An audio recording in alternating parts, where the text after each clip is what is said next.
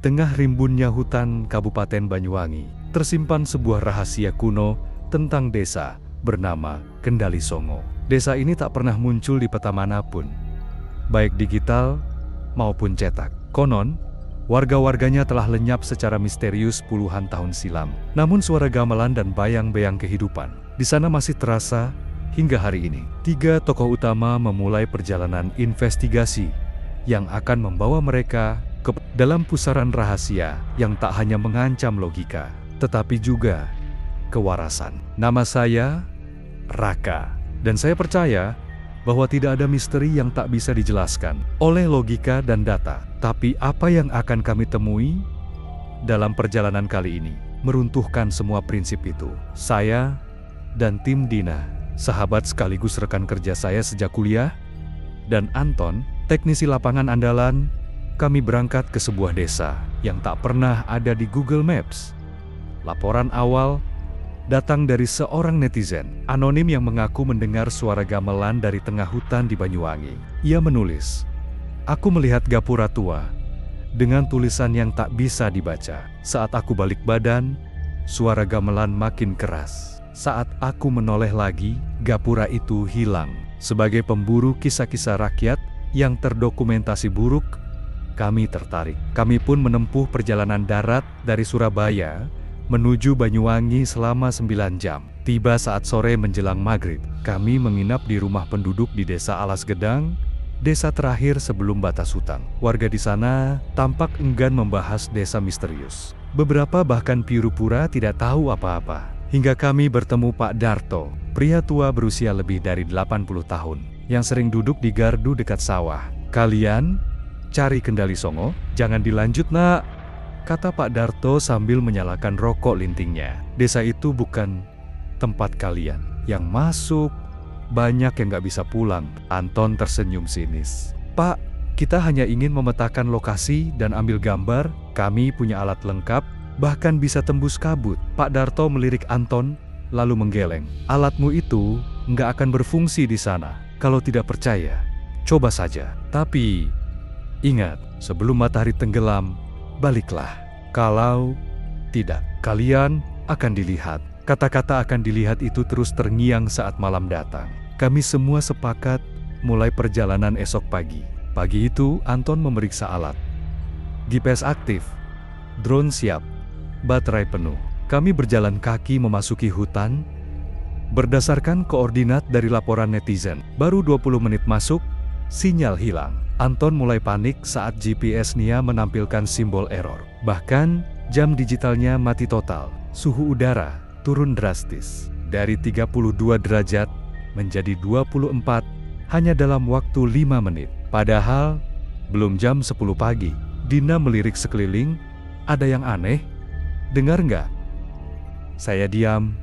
Ada suara tabuhan lembut dari gamelan. Suara itu tak terlalu keras, tapi cukup jelas untuk membuat bulu kuduk meremang. Kami terus berjalan, dan sekitar 300 meter dari titik sinyal hilang, kami menemukan gapura batu tua berlumut, setengah runtuh. Tulisan di atasnya samar, tapi bisa dibaca setelah saya tiup debunya. "Selamat datang di Kendali Songo." Kami semua diam. Saya menyalakan kamera. Gamelan terdengar lebih nyaring, seolah mengundang.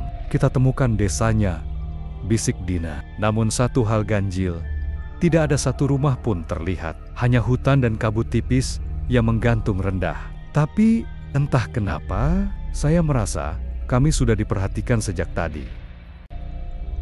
Langkah kami melewati gapura membawa kami ke dunia yang terasa asing. Suara gamelan tiba-tiba berhenti, digantikan oleh senyap yang menusuk. Tak ada suara burung, tak ada gemerisik daun. Bahkan tidak terdengar langkah kami sendiri di atas tanah basah. Anton mencoba menyalakan drone, namun mesinnya mati begitu mencapai ketinggian 2 meter. Ia mengumpat pelan, lalu menyimpan kembali alat itu. Aku nggak bisa lihat satelit, kompas digital kacau.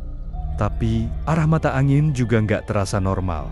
Dina menunjuk ke semak-simak di sisi kanan jalan kecil yang mulai terlihat. "Lihat, itu jejak kaki. Tapi bentuknya aneh, kecil, seperti milik anak-anak, namun sangat dalam. Seolah berat tubuh si pemilik jejak jauh lebih besar. Jejak itu mengarah ke dalam kabut. Kami mengikuti perlahan. Sekitar 200 meter dari gapura, kabut mulai menipis. Kami melihat rumah-rumah tua, berderet dalam keadaan seperti ditinggalkan terburu-buru. Pintu terbuka, perabotan berantakan. Ada pakaian tergantung setengah kering di jemuran, tapi tidak ada satu pun penghuni. Dina masuk ke rumah pertama. Ia menemukan bingkai foto tergantung miring. Di dalamnya, potret keluarga dengan pakaian adat Jawa kuno. Tapi wajah mereka buram, seolah sengaja dikaburkan. Ini nggak normal, Ra. Saya mengangguk, berusaha tetap rasional. Tiba-tiba dari rumah sebelah, terdengar suara kayu retak. Kami semua menoleh. Dina memberi isyarat diam. Langkah pelan kami mengarah ke rumah itu. Saya dorong pintunya. Kosong, tapi di lantai ada baskom air yang baru saja digunakan. Airnya masih bergelombang. Di sisi baskom tergeletak sisir kayu dan beberapa helai rambut panjang hitam. Ada orang di sini, bisik Anton. Nadanya tegang. Seketika itu juga terdengar suara tangisan anak kecil. Suara itu datang dari ujung gang kecil di samping rumah. Kami berlari ke arah suara, tapi sesampainya di sana hanya tembok buntu. Tangisan itu hilang. Namun di tanah terlihat bekas telapak tangan kecil berlumur tanah basah mengarah ke dinding. Kalian lihat ini? Suara saya bergetar. Dina menatap saya dengan mata lebar. Raka, kita sebaiknya jangan terlalu dalam dulu. Ini bukan cuma desa kosong. Anton menelan ludah. Apa kita harus mundur dulu? Saya menimbang sejenak. Tidak. Kita pasang kamera diam di beberapa titik. Kita butuh bukti visual malam ini. Tapi setelah itu, kita keluar sebelum gelap. Mereka mengangguk setuju. Kami mulai memasang 3 kamera tersembunyi di rumah, jalan utama, dan gang tempat suara tangisan terdengar. Hari mulai redup saat kami mundur kembali ke perbatasan gapura. Tapi sebelum meninggalkan area itu, saya menoleh lagi ke arah desa. Dan di jendela rumah paling ujung, saya melihat seseorang sedang mengintip kami. Pagi harinya, kami kembali ke gapura Kendali Songo dengan semangat baru. Meski rasa tidak nyaman masih menyelimuti, Dina tampak lebih diam dari biasanya. Anton juga tidak banyak bicara, sibuk mengecek ulang perangkat. Saya sendiri menyusun ulang rencana dokumentasi.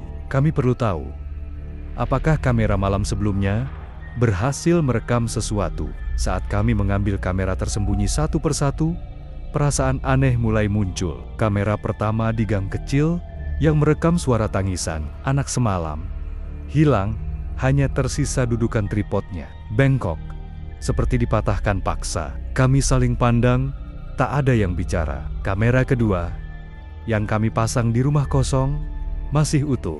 Saya segera membuka kartu memorinya dan menyambungkannya ke tablet. File video tersedia. Saya putar rekamannya. Rekaman awal menunjukkan tak ada aktivitas mencurigakan. Gambar memperlihatkan ruang tamu yang kosong. Cahaya bulan menembus jendela berdebu. Jam 02.17 dini hari, sesuatu muncul. "Tunggu, apa itu?" seru Dina sambil menyorot layar. Bayangan hitam melintas cepat di latar belakang. Terlalu tinggi untuk ukuran manusia biasa. Kami memperlambat rekaman. Saat dijeda, terlihat sosok tinggi dengan rambut menjuntai sampai ke tanah, berdiri di pojok ruangan. Tak ada suara, tak ada gerakan, tapi sosok itu perlahan menoleh ke arah kamera. Anton menjauh dari layar, matanya seperti menyala. Itu bukan hewan. Saya menggigit bibir. Sosok itu hilang. Begitu kamera mulai bergetar hebat selama 5 detik, lalu kembali normal. Rekaman dari kamera ketiga di jalan utama menunjukkan kejadian aneh lain. Jam 03.05 pagi, kamera mulai merekam kereta kuda yang lewat perlahan. Tak ada kusir. Di atas kereta, duduk sekelompok orang berpakaian adat kuno. Wajah mereka tidak tampak jelas. Mereka semua memandang lurus ke depan, tak berkedip. Tapi yang membuat darah saya membeku adalah sosok terakhir yang duduk di ekor kereta Pak Darto. "Itu nggak mungkin," bisik Dina. "Dia ada di desa Alas Gedang. Dia yang memperingatkan kita." Kami menonton ulang dengan perbesaran. Sosok itu memang mirip Pak Darto, lengkap dengan ikat kepala batik dan tongkat kayunya. Wajahnya tampak kosong. Matanya tertutup. Anton mengusap wajahnya. Aku rasa kita harus bicara lagi dengan Pak Darto. Kalau dia memang bagian dari ini, kita bisa dalam bahaya. Kami segera kembali ke desa luar hutan. Tapi sesampainya di rumah tempat Pak Darto tinggal, kami disambut kabar mengejutkan. Pak Darto? Wah, dia sudah meninggal 3 tahun lalu, Nak, ujar seorang ibu tetangga. Beliau dikubur di belakang masjid desa. Saya, Dina dan Anton membeku. Suasana mendadak sunyi. Tapi, kami bicara dengannya 2 hari lalu. Dia yang memperingatkan kami soal Kendali Songo. Ibu itu hanya menggeleng. Kalau kalian lihat dia, berarti kalian sudah dipilih. Dipilih untuk apa? Tanya saya cepat. Untuk kembali. Kami tidak mendapat jawaban lain. Malam itu, kami semua tidak bisa tidur. Di layar tablet, rekaman video masih terbuka. Saya putar ulang adegan kereta kuda. Dan baru sadar satu hal. Saat kereta perlahan menghilang ke kabut, sosok yang duduk paling belakang perlahan menoleh ke arah kamera dan tersenyum. Malam setelah mendengar kabar kematian Pak Darto, suasana semakin menekan. Kami bertiga duduk di penginapan dengan lampu temaram, memandangi layar laptop berulang-ulang. Wajah Pak Darto yang tersenyum di ujung kereta kuda itu menghantui kami. Dina bahkan mulai mencurigai bahwa sejak awal semua sudah direncanakan. Gimana kalau semua yang kita alami ini bukan kebetulan? Katanya lirih. Mulai dari sinyal hilang, suara gamelan, sampai kita ketemu. Arwah, Anton menimpali dengan gelisah. Dan kenapa hanya kita bertiga yang mendengar gamelan itu? Warga lain? Enggak, saya memutuskan satu hal. Malam itu juga, kami akan kembali ke Gapura Kendali Songo. Tapi, kali ini dengan niat terbuka untuk ditunjukkan jalan oleh siapapun atau apapun yang tinggal di sana. Sekitar pukul 11 malam, kami sampai di depan Gapura. Kali ini, suasananya berbeda. Tidak ada angin, tidak ada suara binatang malam. Semuanya hening. Kami menyiapkan kamera inframerah dan voice recorder. Setelah beberapa langkah memasuki jalan setapak, kami tiba-tiba mendengar suara seretan di atas dahan pohon. Berhenti, bisik Dina sambil menunjuk ke atas pohon beringin di pinggir jalan. Saya arahkan kamera ke atas. Terlihat bayangan seseorang bertengger di dahan besar. Sosok itu duduk membungkuk. Rambutnya menggantung ke bawah seperti tali. Matanya menyala merah samar. Anton mundur perlahan. Itu manusia. Sosok itu memandang ke arah kami, lalu mengeluarkan suara seperti bisikan serak. Kalian dipanggil. Kembali.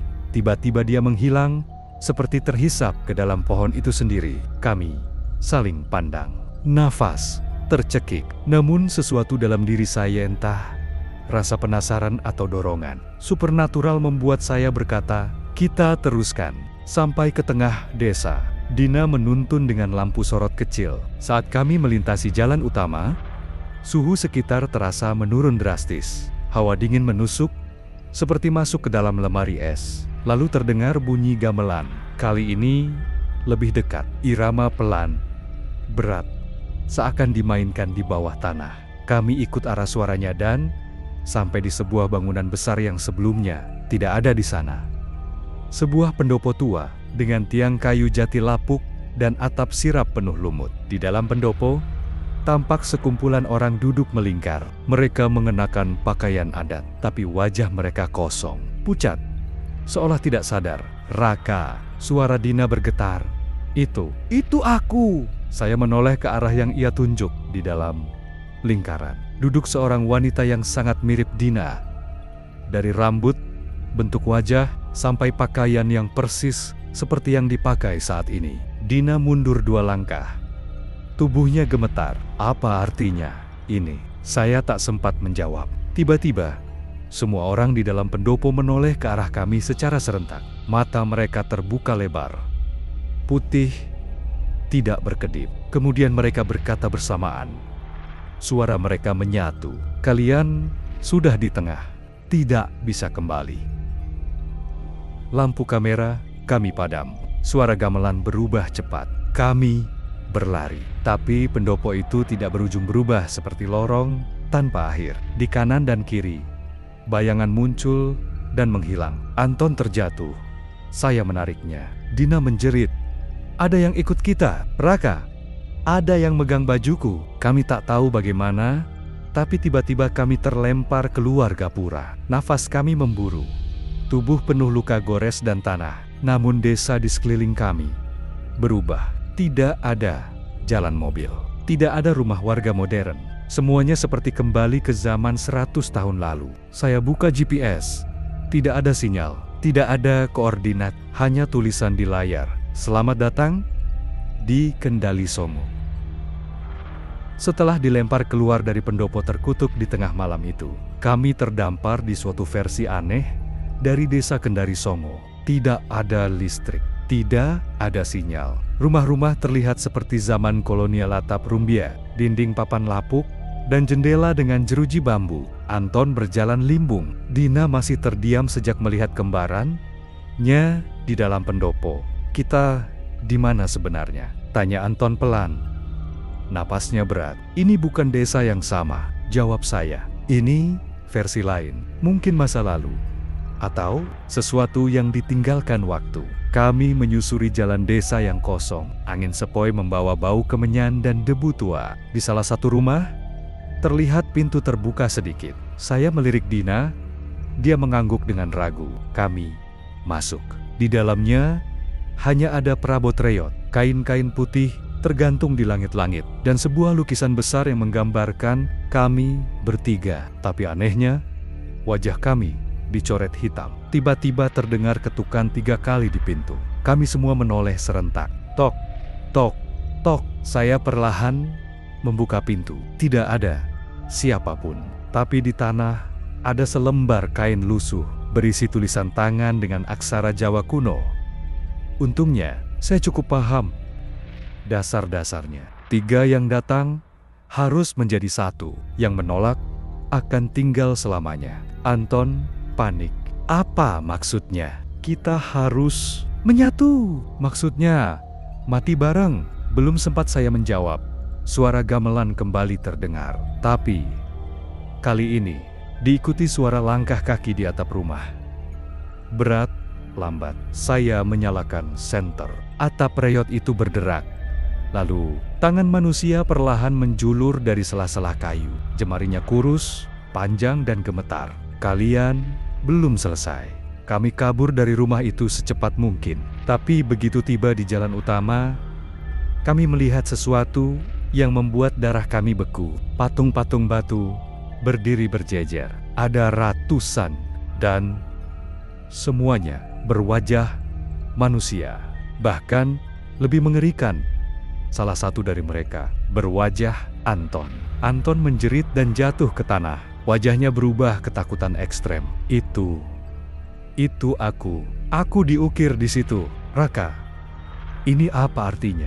Tiba-tiba angin kencang menerpa. Suara bisikan terdengar dari segala arah. Tidak jelas kata-katanya, tapi terasa seperti kutukan. Dina berlutut, menangis. Kita nggak akan bisa keluar. Kita udah dikunci di sini. Saya berusaha menguatkan mereka. Tapi dalam hati saya tahu kami bukan lagi pengunjung.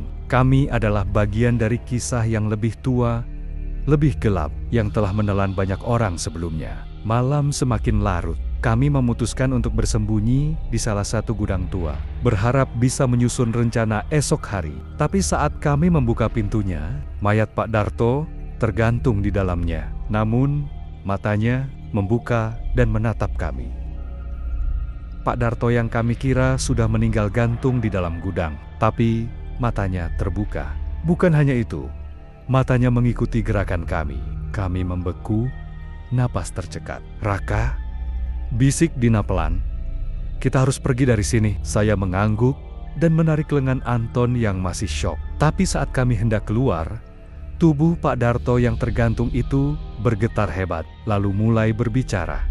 Suaranya berat, bukan seperti miliknya. Jangan lari. Kalian sudah dilihat oleh penjaga jalan. Jika pergi sekarang, kalian akan digantikan. Lalu tubuhnya berhenti bergerak.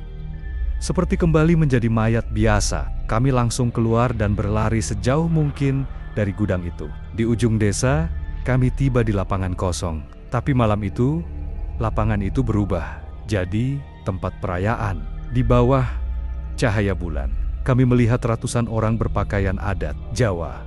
Mereka berjalan perlahan sambil menabuh gamelan, menari dengan gerakan lambat dan teratur. Tapi, anehnya, mereka semua pucat dan diam. Tidak satu pun berbicara. Dina berbisik, "Ini bukan orang hidup." Saya melihat lebih jelas beberapa dari mereka memiliki wajah rusak, sebagian tubuh bolong, dan kulit membiru seperti mayat. Namun, mereka tetap menari, tetap menabuh alat musik. Parade ini bukan untuk merayakan apapun. Ini adalah parade orang mati. Kami berlindung di balik pohon. Anton berusaha memotret diam-diam, tapi ketika kilatan flash kecil menyala, seluruh parade berhenti. Semua kepala menoleh ke arah kami.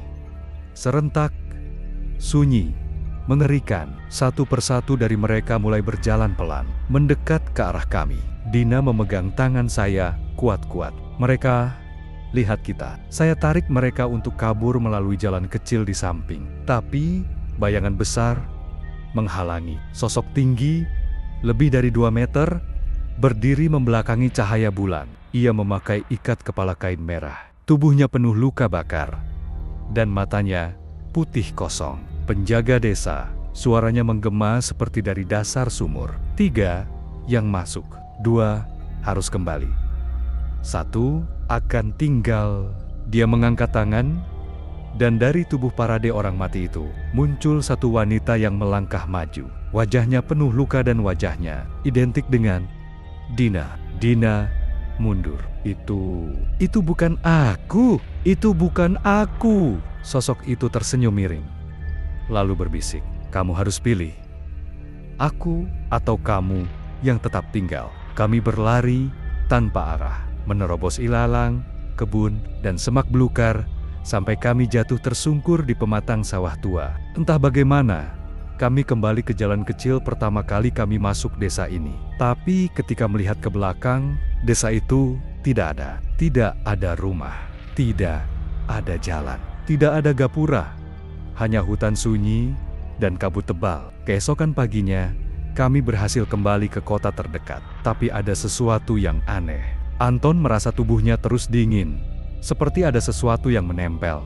Dan yang paling mengerikan saat kami melihat rekaman dari kamera, ada satu sosok tambahan yang selalu berdiri di belakang Dina. Sosok itu memiliki wajah yang sama dengan Dina.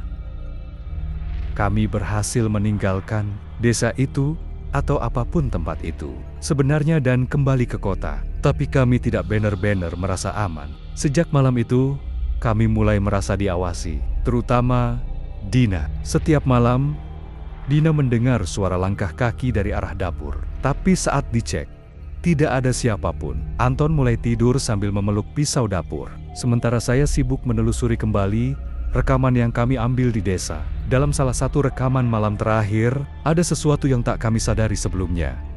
Bayangan keempat. Kami bertiga berdiri di depan kamera, tapi jelas-jelas terlihat bayangan keempat berdiri di belakang. Dina tinggi, diam, tidak bergerak. Dina panik. Itu dia, sosok yang mirip aku. Dia ikut kita pulang. Hari ketiga setelah kepulangan kami, Anton tidak datang ke kampus. Saat saya dan Dina ke kosnya, kamarnya terkunci dari dalam. Kami dobrak. Anton duduk di sudut kamar, memeluk lutut. Seluruh dinding kamarnya penuh coretan tangan. Ribuan. Seperti ada seseorang atau sesuatu yang terus menggoreskan jari-jari ke tembok. Anton menatap kami dengan mata kosong. Aku nggak bisa tidur, karena kalau aku tidur, dia masuk ke dalam mimpi. Kami membawa Anton ke rumah sakit. Tapi hasil pemeriksaan menyatakan tidak ada yang salah dengannya secara medis. Padahal jelas, Anton bukan lagi dirinya. Malamnya, Dina memutuskan tinggal di tempat saya. Sekitar pukul 2, saya terbangun karena mendengar suara isak tangis perempuan. Saya intip ke ruang tamu. Dina berdiri mematung menghadap dinding, menangis pelan, tapi tubuhnya kaku, tidak bergerak sedikit pun. Saya dekati perlahan, tapi saat saya menepuk bahunya, Dina yang sedang saya sentuh menghilang, dan dari arah kamar saya, Dina yang asli berteriak, "Raka, ada yang masuk ke kamar!" Saya lari masuk. Dina terduduk di atas ranjang. Wajahnya pucat. Aku lihat diriku sendiri berdiri di depan kaca, senyum ke arahku. Saya peluk dia erat-erat. Kami sama-sama tahu ini belum selesai. Esoknya, saya memutar satu file terakhir yang belum sempat saya buka. File itu dinamai, "Jangan buka. Ini MP4. Saat saya buka, rekaman itu memperlihatkan suasana malam ketika kami baru masuk desa. Tapi dengan satu perbedaan besar. Dalam rekaman itu, kami bertiga tidak pernah keluar dari pendopo. Kami hanya duduk diam, dan wajah kami satu persatu berubah menjadi batu. Di akhir video, layar menjadi gelap, tapi terdengar suara bisikan. "Kalian pikir sudah keluar? Tidak ada jalan keluar. Hanya pertukaran, dan yang digantikan kini menjadi pengganti." Dina menghilang malam itu. Kamar saya terkunci dari dalam. Saat saya dobrak, hanya ada tulisan besar di kaca, "1 harus tinggal." Setelah hilangnya Dina malam itu, saya menghubungi semua kontak, orang tua, teman, bahkan ke pihak kepolisian. Tapi jawabannya selalu sama, Dina tidak pernah kembali dari desa itu. Masalahnya, saya hidup bersamanya selama seminggu terakhir. Saya mulai bertanya, siapa yang tinggal bersamaku di kamar itu selama ini? Saya kembali ke kamar, memeriksa semua hal kecil yang mungkin saya abaikan. Pakaian Dina masih tergantung, tapi tak satu pun punya aroma tubuhnya. Sabun mandinya tak pernah berkurang. Dan di kasur, tempat dia biasa tidur, selimutnya selalu dingin. Saya buka laptop dan memutar ulang semua video sejak kami kembali. Di beberapa rekaman, terlihat jelas Dina tertawa, berbicara, bahkan berdebat dengan saya dan Anton. Tapi setelah saya ubah kontras dan pencahayaan, wajahnya tak pernah jelas, selalu buram. Dan dia tak pernah punya bayangan. Malam itu, saya putuskan pindah ke kamar kos Anton. Tapi dia pun tak ada di tempat. Di atas meja kecilnya, hanya ada sepucuk surat. Jangan percaya apapun yang keluar dari desa itu, termasuk bayangan sendiri. Anton, di bawahnya tergeletak kamera kecil dengan memori terakhir kami. Saya buka dan menemukan folder baru bernama Raka. Dalam video itu, saya melihat diri saya sendiri, berdiri di tengah desa yang kini terlihat rata dengan tanah. Tak ada satupun bangunan tersisa, hanya puing-puing dan bekas kebakaran besar.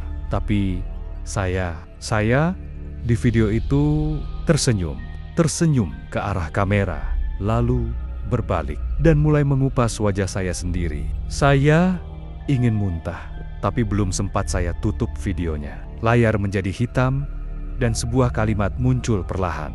"Kamu yang keluar dari desa, bukan kamu yang masuk. Bayanganmu sekarang punya tubuhmu.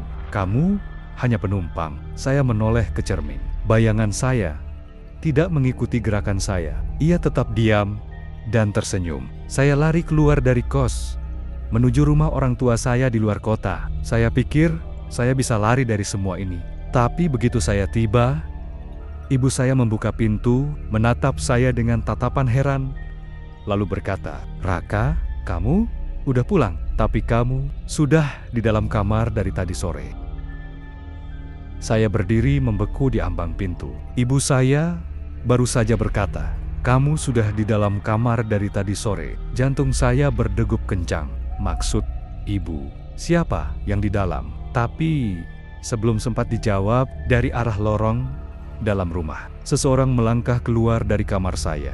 Itu saya. Wajah saya, postur saya, nada bicaranya pun sama. Tapi ada satu hal yang tidak bisa ia tiru, tatapan matanya. Tatapan hampa, datar, seolah tak ada jiwa di baliknya. Saya melangkah mundur. Sosok itu menoleh ke ibu saya. "Bu, itu orang asing, jangan percaya." Ibu bingung. Ia menatap saya dan sosok itu bergantian. Tapi entah kenapa, ibu lebih percaya padanya. Saya tahu, Saya harus pergi. Saya berlari keluar, meninggalkan rumah dan dunia normal yang mulai tak percaya pada saya. 2 hari berikutnya, saya hidup berpindah-pindah. Tidur di masjid, warnet, bahkan halte tua. Setiap malam saya dihantui mimpi aneh. Saya berdiri di tengah desa, tapi tak ada siapa-siapa. Suara dari segala arah berbisik, "Kamu adalah bayangan yang tersesat. Yang asli sudah menggantikanmu." Saya mulai ragu. Apakah saya benar-benar Raka? Saya putuskan menemui seseorang yang mungkin bisa membantu Pak Harun. Mantan dukun yang dulu dikenal, bisa melihat batas dunia. Saya temui dia di rumahnya, di ujung kampung kecil di pinggiran kota.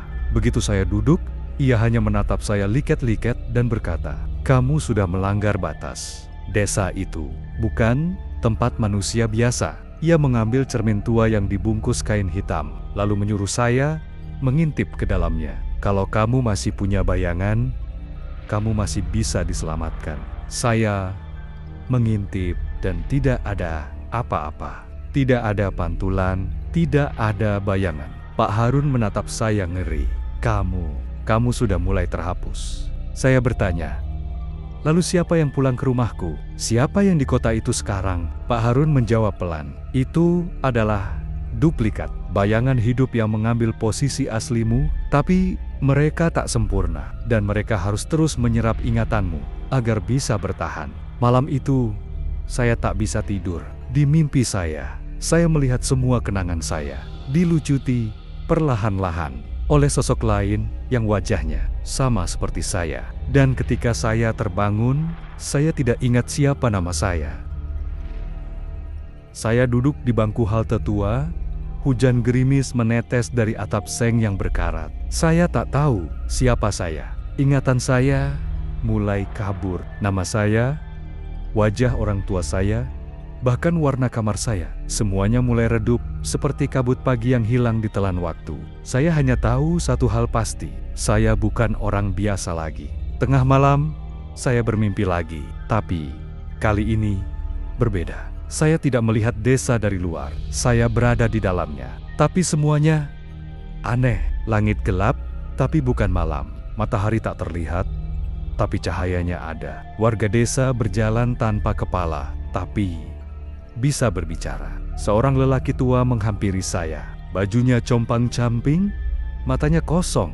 Ia berbisik, "Kalau kamu bisa mengingat nama aslimu, kamu bisa kembali. Tapi kalau kamu menyebut nama yang salah, kamu akan menggantikan orang terakhir yang hilang." Saya terbangun dengan napas terengengga dan tengkuk penuh keringat dingin. Lalu saya sadar, saya tidak berada di halte. Saya terbangun di sebuah ranjang kayu reot, di dalam rumah panggung yang dindingnya penuh ukiran aneh. Di meja sebelah ranjang, ada catatan harian berdebu. Halaman terakhir bertuliskan, "Hari ketiga, aku di sini. Aku pikir aku bernama Raka, tapi semua orang memanggilku Anton."